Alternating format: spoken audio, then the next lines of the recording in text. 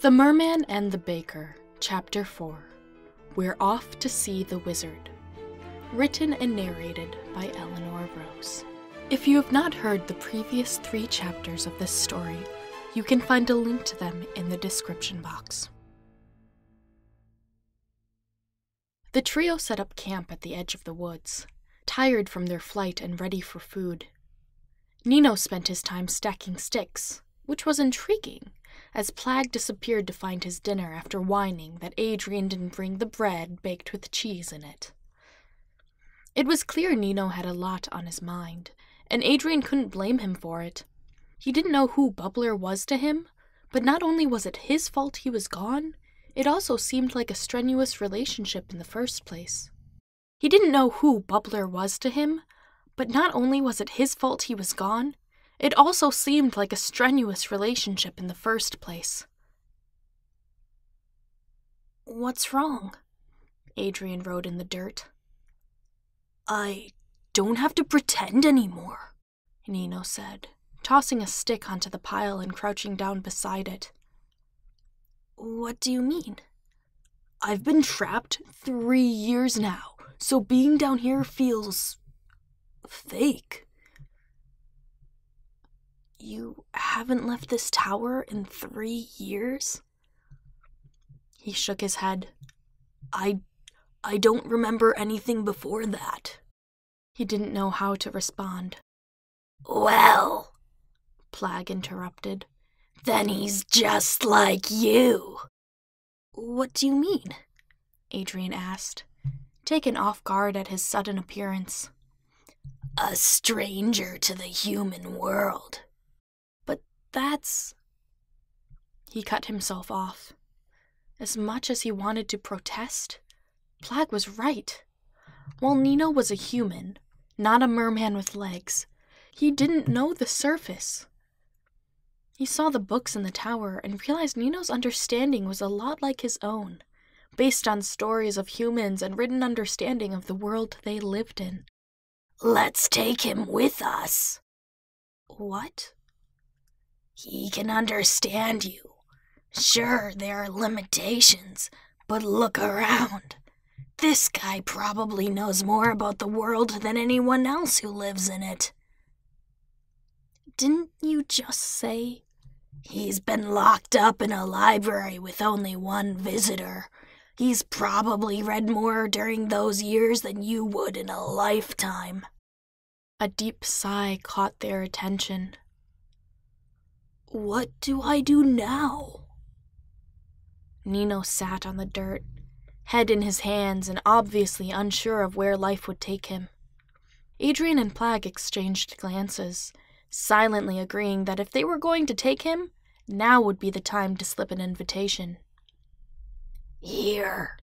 Plagg went back to the tree he'd disappeared behind before and brought back a bracelet. "What's this?" Adrien asked. "A miraculous."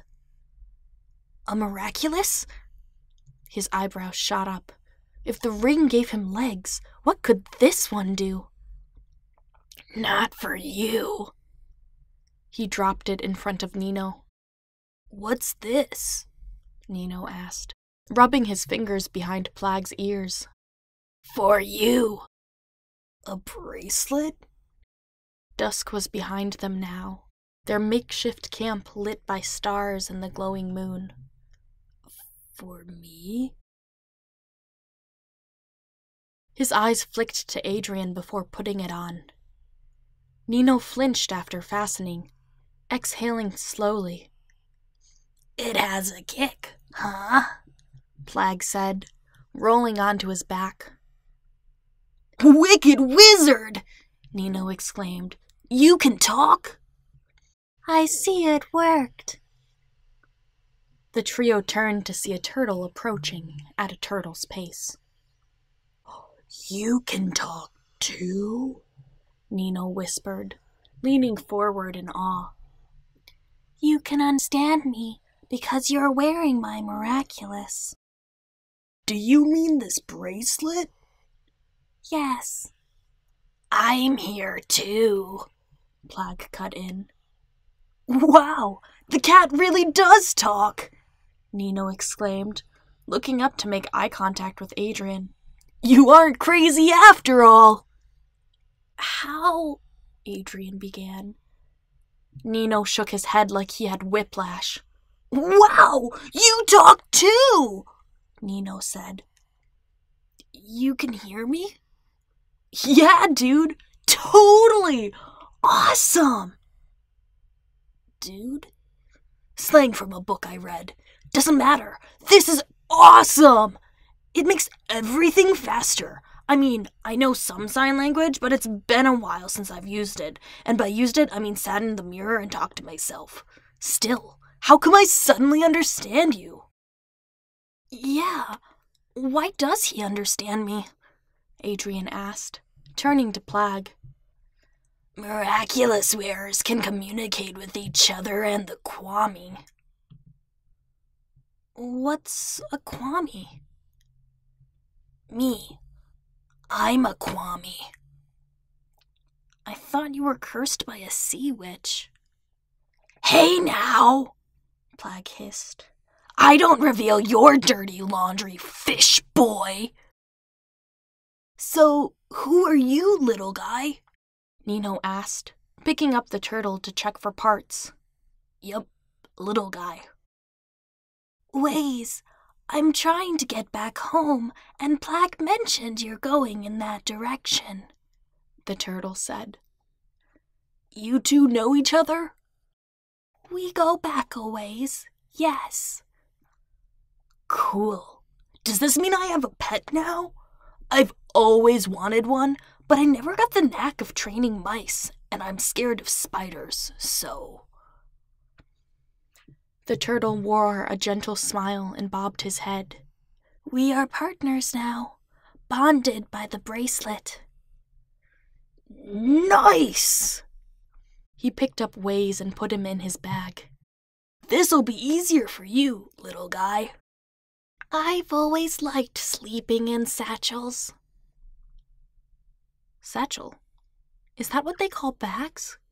It doesn't matter. I'm a bit lost here, Adrien admitted, but I'm quite tired. Can we talk about this tomorrow? Go to sleep, kid. Your miraculous comes at a price, and I'm not surprised you're feeling the effects after dealing with an Akuma. Adrien couldn't remember what came next. He somehow fell asleep sitting up, and Nino somehow started a fire, but the memory blurred in his brain, primed with exhaustion and overstimulation from the day. He wouldn't be able to remember what he dreamed about either, as, Hey, wake up, kid! Adrien groaned and batted Plagg away. Okay, fine. I'm up. Triton's tail, get off of me. There was nothing like a sandpaper tongue to his cheek to get him up in the morning. Great. Then let's go.